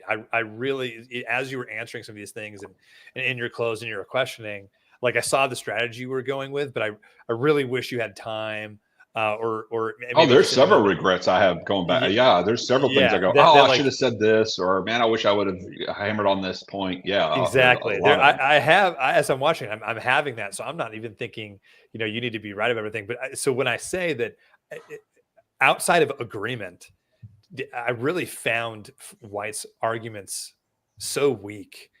And his energy was low, and his just lack of preparation. I was surprised, honestly. I was surprised. I remember after his opener was done, I remember my feeling, thinking that there's nothing there. I don't know. I mean, I remember really thinking, oh my gosh, he didn't bring anything that. Even because remember, I listened very intently and recorded and listened back to again and again and again his debates with Steve Gregg and Michael Brown. And that was obvious. Yeah, I almost had those two openers that he had with those two guys memorized, literally. I'd listened to him so many times because I just wanted to really understand where he's coming from. Those two debates, he was much more polished and strong in his presentations than he was in what we saw. And again, that may be due to illness or just whatever else going on with his life. I don't know. But I'm just telling y'all, I mean, I'm just saying he's had a lot stronger showings in his openers in previous debates on John 6 than what he had that night. And if those, who are interested, go back and listen to his discussions with Michael Brown and Steve Gregg on that, because he does do, I think, I mean, that's just my objective opinion. I think he did a better job. Well, and one of them is just like a 5-minute opener, I think. Yeah. Both of them are online. One of them was a 15-minute opener, I think, and one of them was just like a 5-minute. Well, I think with the Michael Brown one, they were like doing little 5-minute segments. And so it was only a 5-minute little presentation, but he just, and you were talking about talking fast. When they were doing those little 5-minute presentations, they were flying, both of them were. That was one thing that I thought was really peculiar, and was one of the squirming moments was where you were, again, obviously very prepared for some of the responses. And you said something to the effect of, you have had this exact same response with Michael Brown and Steve Gregg. Mm. You should know better by now. Why are you saying this to me? And then he was like, well, let's not bring up people who aren't in the room. And I was like, why not? If they're talking about the same debate topic and stuff, what is? Well, that was kind of my version. That was kind of my version of, if you were ever reformed, you would already know this. Right. That's kind of my version of that. If you remembered your debates previously, you should already know this, because you've already been told the answer to this question, which is not really a rebuttal, because he has every right to question me in the same way that he questions them. And I'm just getting a notice on my earbuds here that they're about to go out of power, which is unfortunate. But anyway, y'all you've been reviewing this debate all day. Yeah, I guess so. Well, I was also walking and listening to other stuff. So Peter said earlier, did I show you the chat where he said, Leighton's has been sitting in the same spot all day? Because you did like a broadcast earlier and stuff, and had to turn your phone because you had some phone issues and things. I wanted to touch on a few comments here. This is high praise right here, Brother Leighton. Leighton, you reminded me of Tom Cruise pressing. He probably can't even hear me right now. This isn't even passive listening this time. Leighton, you reminded me of Tom Cruise pressing Jack Nicholson in A Few Good Men. You can. Did you order the code red? Tell me the truth. You can't handle. Yeah. Michael Smith says, love and appreciate it for you. Thank you so much, Michael Smith, for your super chat. Frodo Moko 1 says, isn't the verse 45, and they will all be taught by God, Jesus, claiming literally that is speaking of himself, Jesus?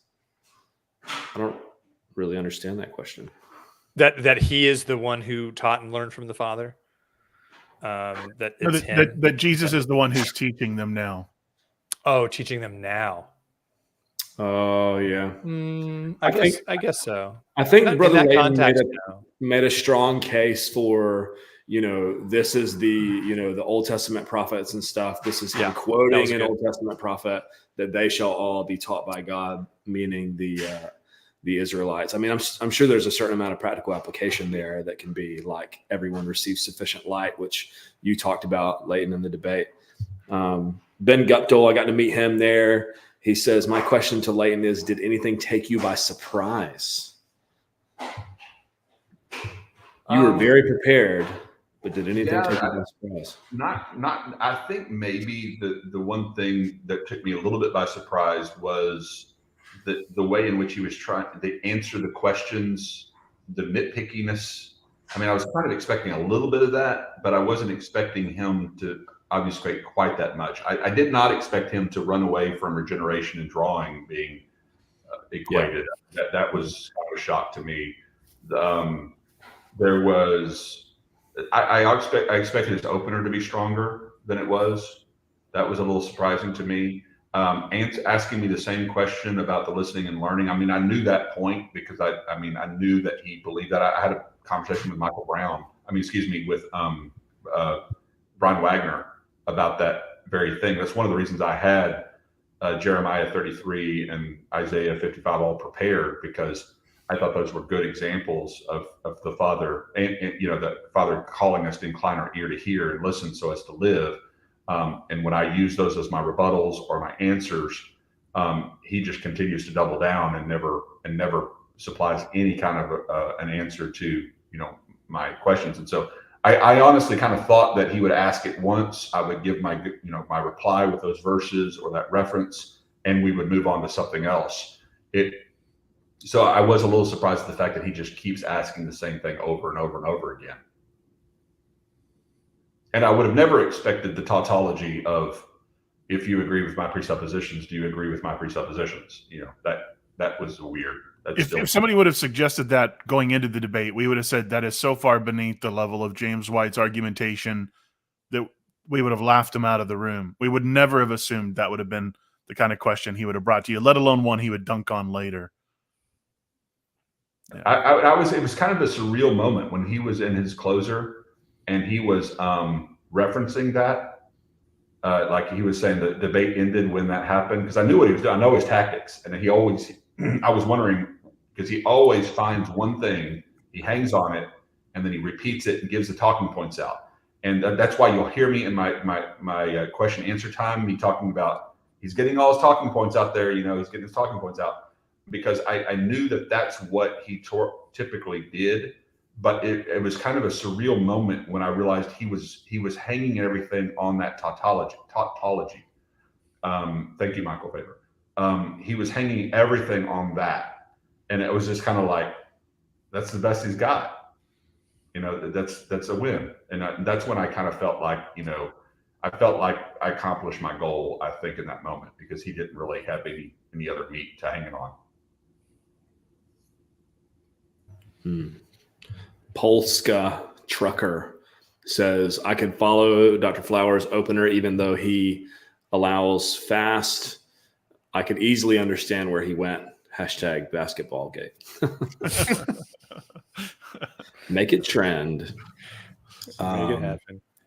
Yeah, I could follow his opener. I could follow the opener too. I mean, like the slides going and everything like that, like I think made it seem a little bit more frantic or like faster than it was. Yeah, Caleb is going to re-edit that, because whoever was controlling the slides from the church, they did not do me any favors. Yeah. No. Yeah. No. And they have a hard job, they're just sitting there doing it live, and that's pro presenter or whatever they're using is tough to do, but yeah.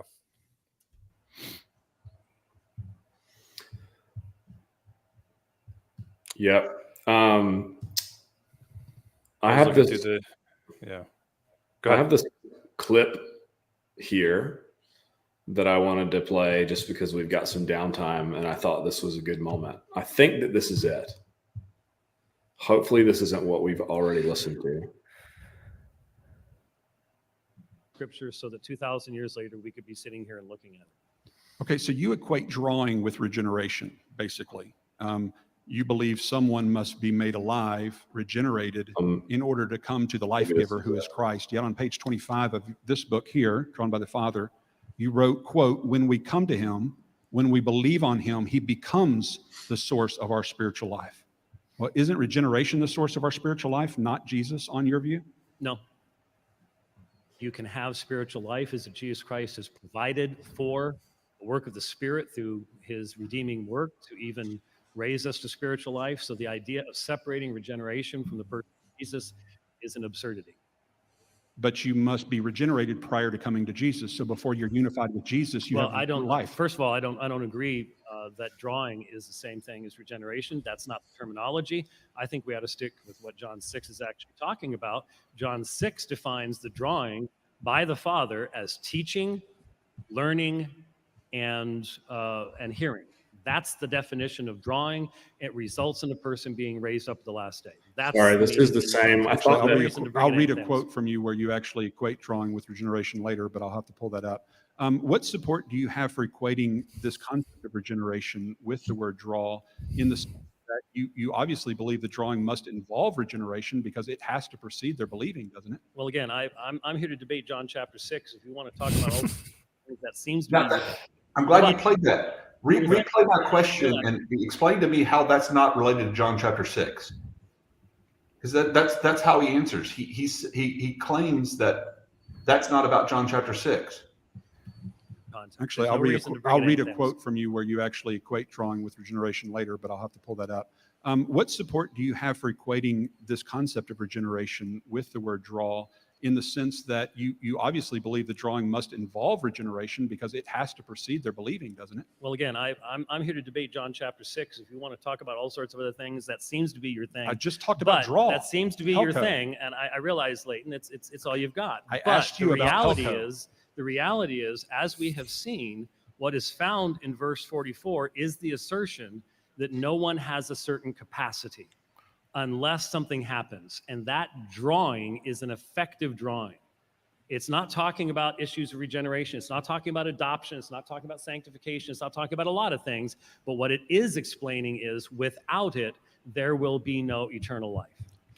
This is so interesting, because when you think about it, having already played that clip earlier where he equates drawing and regeneration, this is him completely avoiding an obviously connected question here, because the audience, as far as we know, if we just don't believe you, that you've recorded him as equating drawing to regeneration, which a lot of the Reformed guys probably wouldn't, that, oh yeah, this is totally off the, like, what's he even talking about here and stuff. And it just seemed to me like moments like this were like, what's happening? Like he's running from the question. He's abandoning his anthropology and his soteriology because it's expedient for his argumentation in the debate. That's all this is. He doesn't want to step in Gabe's trap. He saw Gabe's thing and he doesn't want to get into Gabe's trap. So he doesn't want to admit that drawing is regeneration, because if he admits that drawing is regeneration, that precedes coming to Jesus. And then you have people being regenerated apart from Christ. And he doesn't want to be in that trap. So he's dodging. And look at what Peter Fox asked over there in the side chat. He says, so everyone that is being drawn has already been regenerated? That's exactly what I was trying to get him to answer. Is like, okay, think through this. If the hearing, listening, learning, if that's what he defined as drawing, then in order to do all of that, regeneration has to precede drawing. So one is drawn, so one is regenerated so as to be drawn.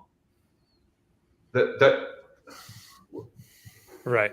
Where is this? Yeah, you have to make that case from in John 6, which you haven't tried to do. So he wanted to avoid that. Are we gonna? I'm gonna go on record. I don't know if you guys want to join me in this or not, but dear Dr. White, I think it's time that you rewrite that book, since that's not accurately reflecting your current views. So I want to know when that retraction and that new edition, the revised, non-reformed, or whatever you want to call it, edition of that book is coming out, where you deny that draw and regeneration are synonymous. That's what I want to know. When is that new book coming out? He needs, for sake of integrity of the audience who is there, who isn't necessarily on Twitter and might watch his dividing line and not follow you and stuff, he needs to clear this up, because he said he's never said that. And you showed the passage where he has clearly said it. And that also makes your question very relevant, which he did not answer. And that's a massive, I mean, you can imagine that would be a massive win for you to ask a question that's clearly on topic, and then someone to just say, no, I don't want to answer that. Because that's basically what happened, right? I think putting that clip, if I don't know if Caleb is still watching, or people who like to put out clips, that would be a really good segment to put out there, because it really highlights a fault line in his position. Because to remove Helco and regeneration from each other in the way that he did puts another step in their already complicated Ordo Salutis of somehow somebody is made alive so as to be drawn, and drawing includes the means of hearing, listening, and learning, apparently. Because the only reason somebody would hear, listen, and learn is if they've been regenerated. So you have to be regenerated before hearing, listening, and learning. If what he's saying is true. So regeneration be introduced somewhere else in John, or just assumed coming prior to Helco. I don't know. It reminds me of that Hilbert's. I'm sorry. I was going to say real quick. You know, the Hilbert's Hotel paradox, where they're always adding new segments between A and B. That's what's happening with the Reformed Ordo Salutis. It just keeps getting more and more distant. You know, they keep adding more and more steps to it. Well, and then he'll just do that too. That's what he'll just do. Yeah, BJ's right. What he'll do if he responds to any of this stuff at all, and the only way he will is if we just saturate the internet with it. And so, if he eventually responds to any of this at all, then but he needs to explain what's being misunderstood, because you quoted him. You quoted him in the book and read the book in that clip that you made, and it was an on-topic question. He'll just do rhetoric. You guys talk to him. He'll take it one of two ways. One, he'll ignore it like it never happened and never mention it ever again, which is what I would predict that's what he's going to do, because he tends to ignore the strongest arguments. The other possibility is that he'll address it and he will just feign incredulity. Oh my gosh, this is just the most absurd. It's so obvious. He's misunderstanding me on purpose. Oh my God. Where it's like the quote where he promotes provisionism and atonement. You know, that God provides. You know, for everyone, and you know he makes that statement that's very provisional. And he just, but you didn't understand the context of that debate and this and this. Instead of just saying I misspoke, you know, or I didn't mean it that way or anything like that. Of course, he doesn't ever admit when he misspeaks or anything like that. And so he just, oh my gosh, I can't believe he took me out of context. How dare he? That it'll be one of those two ways that he'll respond to it, if he responds at all. Even my dad, who's in the actual live chat here, sitting across from me at the table, he said, some of you guys met him before in the pre-show, Brother Leighton. I think you arrived just a little after. He said,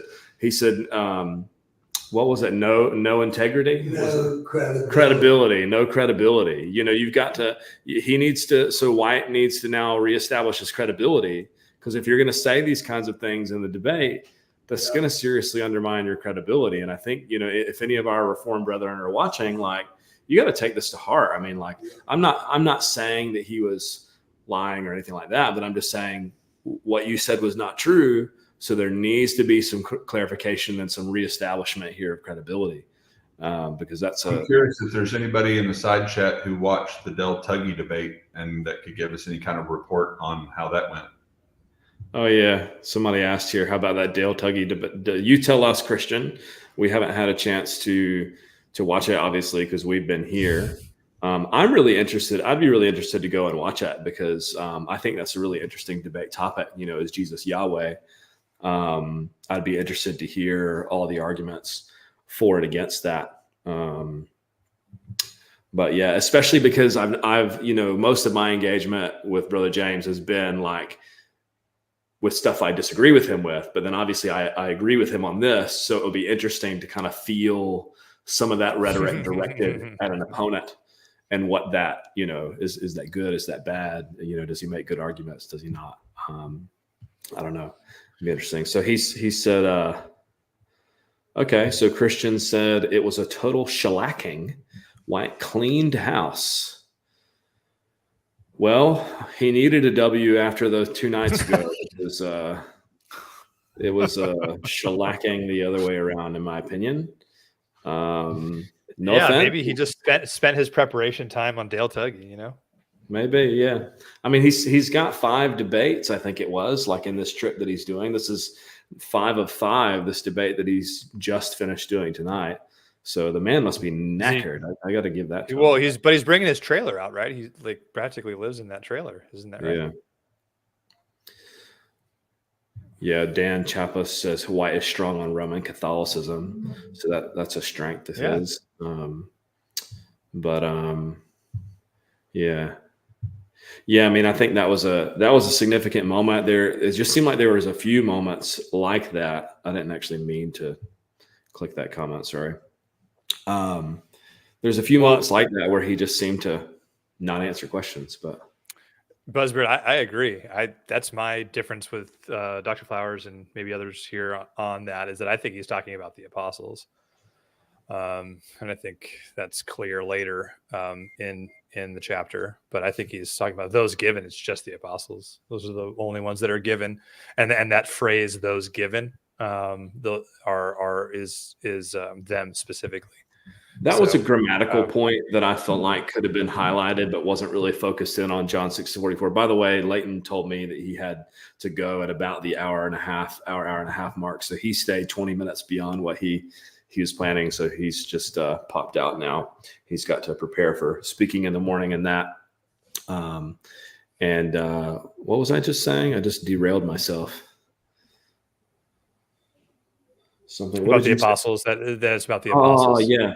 So the past tense of having given, like those are people that have already been given, as opposed to Jesus is giving, or the Father is giving. So there's some people that have already been given, and that's where John 17 comes in, where we were not already given to Jesus before we believed. That much should be obvious. I mean, if basic grammar and tenses and stuff is going to mean anything, then we got to take that sort of stuff seriously. And this was our interaction. The only interaction explicitly with White was our episode on John 6 is not about you. And he gave the same accusation to us about reading things backwards. Well, we're taking John 17 and reading it backwards into John 6. And as Eric, you said, as though that's an argument, like it's just a non-argument. Like, look, we got Luke Gowdy in the chat here, and he also noted that he thinks White lost credibility with the Reformed crowd because he fumbled the Greek of 644. So Luke and I, we disagree on a lot, but I think we absolutely agree on this. And what did he appreciate him noting that. With the passive. The passive. Versus yeah, totally. Yeah. I mean, he's now trying to rescue that and save that by saying that the actions of hearing and learning are passive of themselves. And I think anyone that's just willing to look at this critically and objectively, learning especially is just not passive. I mean, it might be partially passive, but it's definitely not all passive, such that there's this effectual work that's causing, and he used that a lot in the debate. He used, cause them to hear, cause them to learn. And you're like, if you're looking at your Bible, you're just like, what are you talking about? Cause, bro? I mean, like, what is passive learning if not divine gnosis? What is passive? I'm sorry, guys. I go there. Okay. What is passive learning? Passive. Are you listening to audio cassette tapes while you sleep? Like what is passive? Are you putting the headphones on the belly? I mean, when the baby's in there. Like, what is passive learning?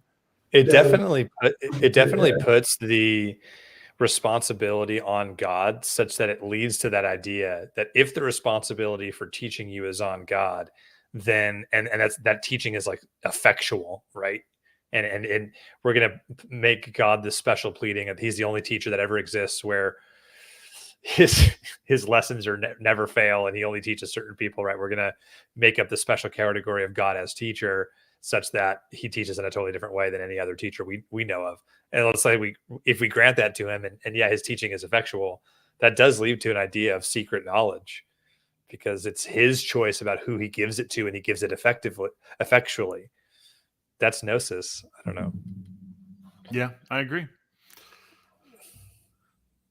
Well, Drew. Yeah, this is good stuff. Is that it? Should we? I want to. If we're going to end, I got to end on a note of jealousy. I got to confess my sin. They say confession. Okay. Yeah, for the we're here for you. We're here for you, brother. Jealous that you were able to attend this, man. I did enjoy my night with my son. That was a lot of fun. But man, I wish I could have been there in person. I was going to wear my ball cap, and I was going to glue some cotton on my chin with a big bow tie and just sit there and just go like this the whole time on the front row. I was, oh no, and I would have been escorted out of the building, but it would have been memorable. It would have been memorable. It would have been fun. I would have loved to see if White would have even taken it, because I don't know that he recognized my face, and maybe if he did, he would have been less keen. Like, I think it was obvious that I was a provisionist because I had Leighton's book and I was wearing this hat, our provisionist merch, 317, get it on our website. And so he knew that I was a provisionist, but I'd be interested to see if he would have even taken a photo with you, but because of the beef, the water that's on the bridge. Yeah, I really enjoyed it. I got to meet a lot of I people. can laugh about that. I would have done it. I think it would have been fun. Yeah. I got to meet some people. It was pretty cool. So it was kind of awkward sometimes because there was a handful of people that were like, true. And I was like, what's your Twitter handle? Show me your profile photo. I need to say I'm sorry. Yeah. And I got to meet Matt, which was really cool. But ProvCon was cool too. Afterwards, I got to participate in a little bit. I got to MC some Q&A. That should be uploading to Sociology 101. I didn't do much but walk around and pass the mic and stuff, but it was good fun. Got to hand out some exclusive merch. So this is from our website, actually, provisionistperspective.com/merch. You can get these there. But I gave away some special edition hats. Hold on. Maybe I should. I already introduced this, so now I got to show you. Hold on. My auntie made these. This is like the only one that's left. It's like bigger, Oh, yeah. That's cool. So handed those out as a free giveaway at ProvCon 24. Hopefully many more to come. And Amber, she noticed that I got new glasses. Yes, I do have new glasses, actually. Ask him what's his favorite verse in the Bible, favorite scripture in the Bible. What is his favorite book in the Bible. Jesus opened eyes and caused effective learning on the road to Emmaus. Daniel, can you show us a chapter and verse for that? I'd love to see it. I got a question from the live chat here from Dad. What is everyone's favorite book of the Bible? Favorite book? Oh, I like Isaiah, man. Isaiah 55:7 is one of my favorite verses. Isaiah, we see him wiping away every tear and tearing the veil down. That's later repeated in Revelation. So I think right now probably Isaiah. Dad says he's going to read more of Isaiah. While Eric's thinking, what's your favorite book, Dad? Probably James. Aha! See, I knew he was going to answer that. Did you hear that? Yeah, James. I'm gonna go basic and like John or Philippians. I don't know. You're not gonna go Psalms or Proverbs? That's not basic. I'm not gonna lie. Love those books. Keep finding myself going back to them. Yeah, I'd probably pick like Luke or James. I like James a lot too. James is punchy. He just like punches you right in the gut over and over and over again. First John punching you in the gut. Yeah, First John's good. Yeah. I mean, what is there a book that isn't where I'm like, yeah, that's a good one too. They're all good. They're all good. What am I doing over here? Yeah, I like that Bible verse. Nahum. Oh, I don't know about Nahum. I just feel like it's not a very. Well, I can say that Ecclesiastes. Right? I don't really enjoy reading Ecclesiastes. You don't? I do. I like that one. You're a weirdo. I'm a bit of a, kind of a bit of a critic, a little bit of a, I like to say realist, but maybe a little bit of a pessimist sometimes. So he just gives you that hard, cold dose of reality in Ecclesiastes, which I appreciate. It's a great teaching tool, but do I enjoy reading it? Meaningless. Everything is meaningless. Right. Yeah. Here's one of our choice meats. Draw near. This is Amos. He says Marlon criticizing anyone for being angry is kind of funny. After him screaming, "You're such a liar," over and over. Yeah. I thought it. You lost credibility because you were passionate, not because you name called. Right. That was one thing that I wanted to say. I don't know. This is going to like open a can of worms or whatever. But one of the conversations that I was having with Colson and Caden and Estella afterwards. Colson, if you're still in the chat, say hello. was, well, Estella said afterwards, she said, you know, because she's new to the theology debate, she's learning a lot and all that, and she's definitely not used to the, like, you know, kind of hard hitting stuff. And she said, that cross examination, I was uncomfortable. I was uncomfortable. Totally. I get it. For someone that's not in the space, you know, I totally, and she said it facetiously, you know, she was like, I was uncomfortable. Okay. Like it was pretty funny. And one thing that I thought was interesting from kind of the newbies perspective that they had of just kind of being first to come to this is Brother Leighton was very passionate. He was very preachy, and White was very, you know, just kind of even keel, matter of fact, and stuff like that. And it's interesting how different people can construe Leighton as being like that's emotional and that's a weakness, or like, you know, the droning on, that's like power, or it's boring and it's not interesting. So it's just really interesting to see how different rhetoric lands on different people. Lands on people. Well, I used to attend Reformed churches, Calvinist churches, and I don't know if you guys have been in them, but many of them pride themselves on your need to drink 10 pots of coffee before attending them. They tend to be a little monotonous. Yeah. They tend to talk slow and methodical and draw it out because this is a reverent tone. And so maybe James's laid back kind of sleepy presentation might have resonated with them almost more of, they're like, no, now James was preaching. Like that's how you preach on a Sunday service. You know, Leighton's yelling over here. Maybe that's why they had that reaction. I'm not joking. It really is kind of droll in some of their services. And that's my point. I think just like, you know, one thing that you learn about debates is that it's not really about who made the best arguments per se, or who flowed the most points. It's who appeared to win in terms of their confidence. And I think that was very clearly Leighton in this instance. You know, you could see some instances like this with Brother Jen, and he was sick. You know, I'm not bagging on him for that, but it just from a body language perspective, I think it told a lot. And one thing that I explained to the people in the van, you know, the I don't want to say kids because that feels like, you know, but I'm like, you know, 15 years older than some of them, but regarding, like I was saying, White is fundamentally a rhetorician. Like that's his bread and butter, is he's a rhetorician. And they were kind of asking, well, what does that mean? And I, you know, trying to explain it like, well, it's the cadence in which you speak. It's, you know, it has to do with a lot of like compelling ways of persuasive speaking, but there's not a lot of argument there. There's not a lot of substance there. And I think that just really didn't work for him this time. And flowing the debate points. I mean, flowing arguments and all of that. I think over and over and over that went to Leighton. There may have been one or maybe two minor issues that White was able to flow. Like, if my precepts are true, am I correct?